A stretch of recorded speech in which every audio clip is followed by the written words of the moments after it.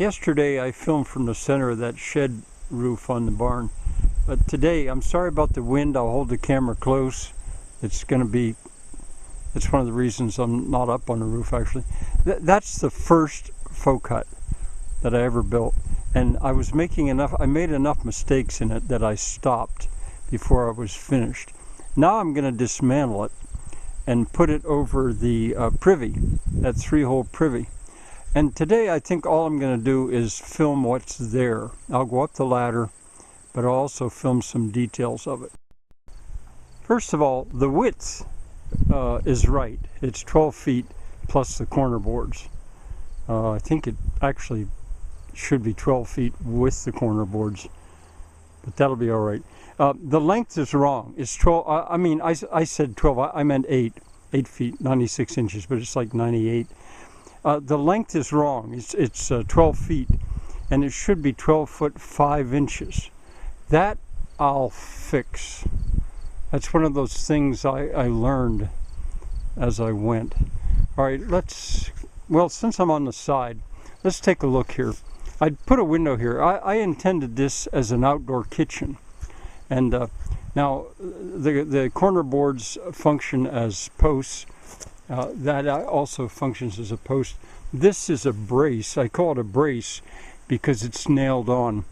But I used the pallets. I tried to use the pallets to take some of the racking out, which was a mistake. The pallets should have nothing to do with the structure. So those braces, I don't know if I'll probably replace them with something better. Now this is a strut as opposed to a brace. It's not nailed, but it's taking weight. That's a strut. That's a stop up there. This is a stop here. Here's a brace because it's nailed on.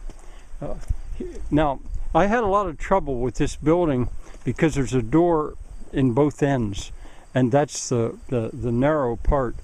So it was racking to the right and left here a little bit, and that's when I decided to actually use the doors to help now see that this strut doesn't have any weight on it, and this strut must have fallen out. They were balanced. I also put braces. I did a lot of stuff to see what I could do. If you look at the far side, you can get a better idea of the pains I took to try to get that racking out of it, because there you see the 2 struts at the top and you see the 2 braces that I used, and I ran the whole way down. I did a lot of experimenting here. And now this I ran out as far as it should go. I think it should be 2 feet out, but then I didn't put I wasn't prepared to put the struts under it. Well, let me go back around to where I started. That's one of the reasons I stopped, because I realized I had a lot of stuff I needed to figure out yet. Here, that's a stop up there, and here should be a stop, and here should be a stop, and there would be struts. Now on the inside, here's a strut, and that strut balances against this strut, but not perfectly. Do you see each one of them? Well, this one's missing right here. This building has been standing here for about 6 or 8 years. All right, I'm back at the southern side and I'm about to go in that door. You were just looking from the far side of that. And I built this on the ground. There's no wooden floor. It's on dirt, and I think that was a correct thing to do. I figured that out later. All right, once I've gone in, well, some struts that are missing here are ones I'll almost have to show. I'll put them in. Well, they would have balanced the struts on the outside. Oh, the pig sinker's action coming here. Here's the structural corner cupboard, one of them, and there as well, to keep it from twisting this way. I call them structural corner cupboards. And it goes right up there. See, that would be built, I mean, that would become a functional corner cupboard on all three sides. I had a stove here. As I say, this was to be a summer kitchen. And here is a barbecue that my son was finished with. Those are parts. All right, I think I'm ready to go up and take a look at what's up top. I decided I better take some pieces out before I go up there so I can see what's gonna fall and what's not. But see, on the left, this is a knee wall, and I just did take some of the pieces for the rest of that knee wall. This is also a knee wall, but this knee wall fell inward. But I'll take these pieces out too, probably before I go up there. And while I'm here, since I don't think the pallets were ever nailed in the roof, I'll maybe just take them off too.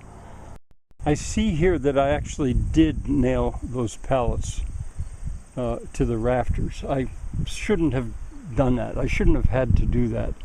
But since I did, I think before I go up here, I'm going to get, yeah, see, there you might be able to see it as well. See, I nailed them. And so before I go up here the rest of the way, I think I'll get some tools, and I don't know if I'll do that today. I might, a hammer and a crowbar. Okay, I had to crawl, but I made it to the center of the upstory, which is the safest place to be at the moment. And I'm going to see how much I can disassemble. What I won't do at the moment is take anything down that's actually bearing weight. But the rest of that knee wall, I think I can take the pallets out. We'll see how it goes. There's my crowbar.